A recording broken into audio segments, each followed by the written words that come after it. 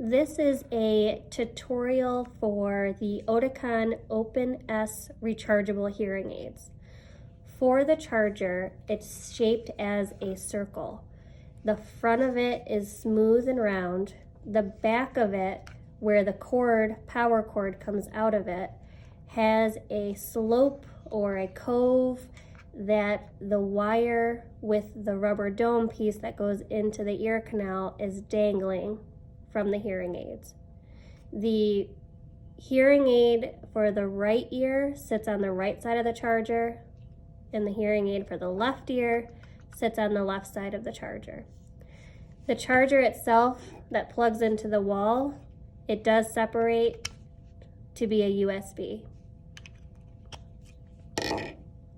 On the actual hearing aid, when you lift it out of the charger, it will automatically turn the hearing aid on.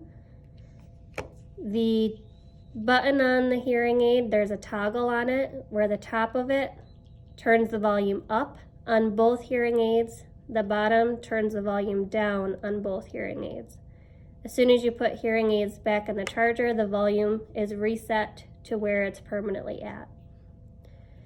The wire on the hearing aid, which does come in different lengths and power strengths, is the part that sits up close to your face with the rubber piece going into the ear canal. To put the hearing aid in your ear, the right one I would put in your right hand and hook it on top of your ear, and then I would use your pincer grips to grab a hold of the wire to put it into the ear canal. When you put the hearing aid into your ear, make sure that you use your pinky or your thumb to get it in as deep as you can.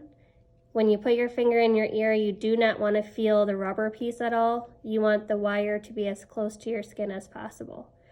And then to take the hearing aid out of the ear, most people flip it from the top of the ear and then get close to the ear canal to gently wiggle it out of your ear canal. Make sure you put the hearing aids in the charger every night to charge. Do not shower in the hearing aids because they are not waterproof. I would wipe down the domes, which again is the rubber piece that goes in the ear. I would wipe it down every night before you put it in your charger, which in your kit that you will have, there's a cloth inside that kit that can be used. The next tutorial will be how to replace the domes and wax guards, which is the little filters that are underneath the domes.